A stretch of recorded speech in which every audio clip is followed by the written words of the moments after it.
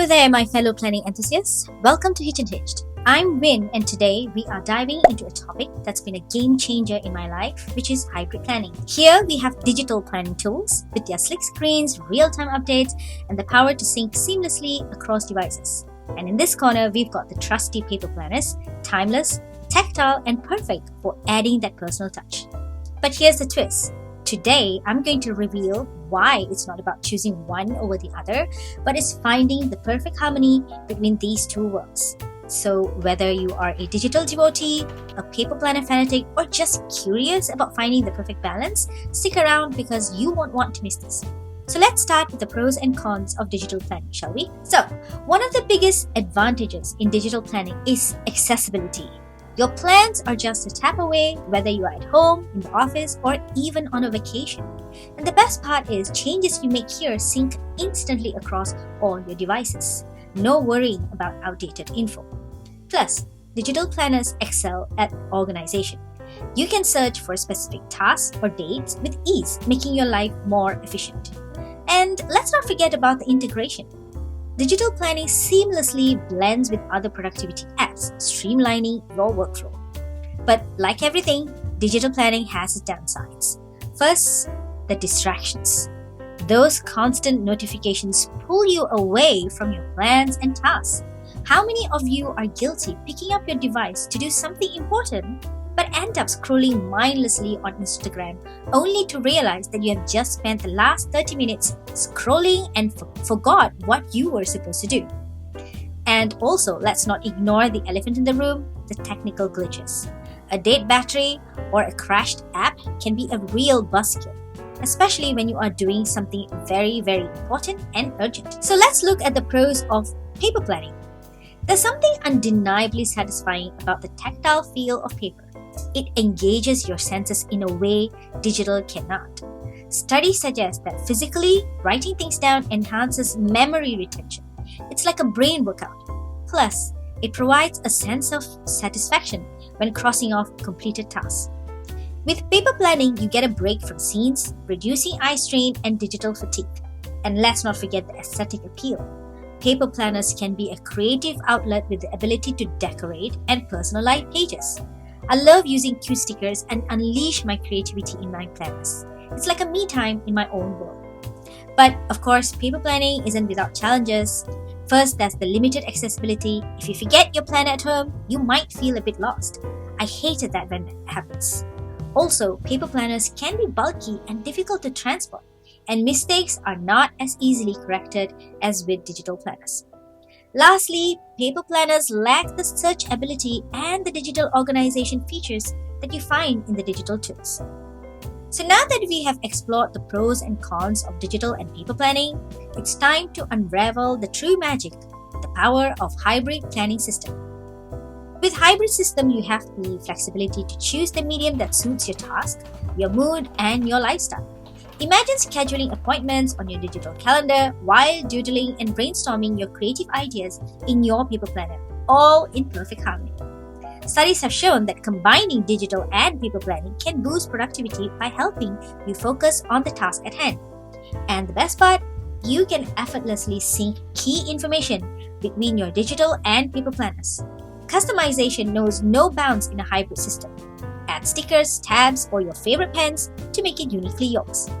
In my own journey, I found that combining digital and paper planning have revolutionized the way I stay organized and creative. So let's take a look at how I implemented the hybrid planning system seamlessly in my life. First, I identified tasks that are digital friendly, like scheduling appointments, setting reminders, or sharing collaborative documents. I did the same step for my paper planner tasks. Brainstorming, brain dump, journaling, goal planning are some of the lists that I came up with for paper planners.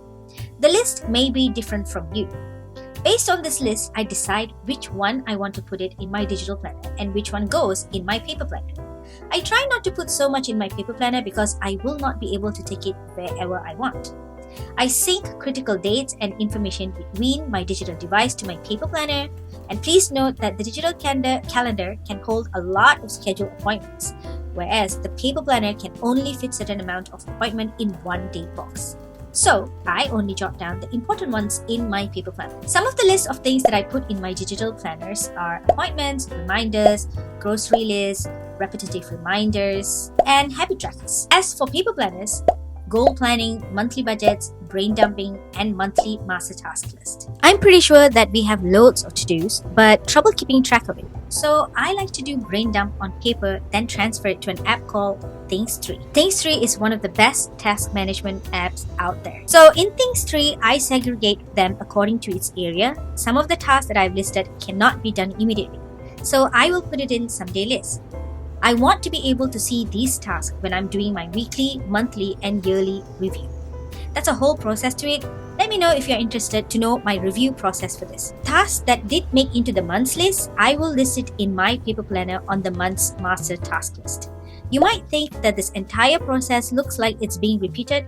Actually, it's not, because what you're doing is that you are organizing and prioritizing all the tasks that has been lingering in your brain. Repetitive tasks also added digitally. Therefore, when the time comes, it is automatically added into my list of to-dos in that week or day. I just transfer them to my paper planner if necessary to keep me focused.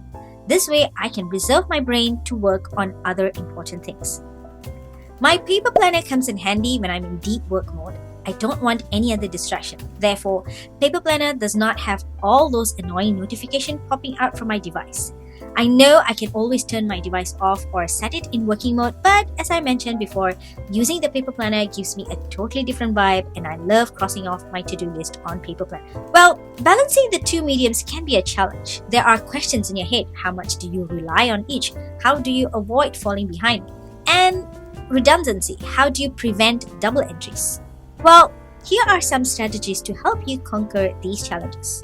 First, set a clear routine to update both your digital and paper planners. Consistency is the key here. I do weekly updating, but it's up to you to figure out whether daily or weekly updates work best for you.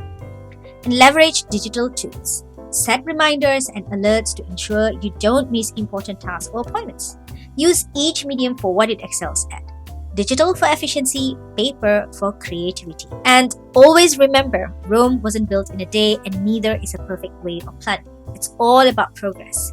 Setting up the hybrid planning routine can be daunting, but once the system is in place, your productivity level will hit the roof. I hope you find this video helpful. If you do, please remember to hit the like button, share it with others, and subscribe to my channel for more content like this. I love hearing from you, so please drop your comments, questions, or suggestions down below. Thank you so much for joining me today on this planning journey. Your support means the world to me. Now go out there and experiment with a hybrid planning system. Until next time, happy planning and stay productive. Bye!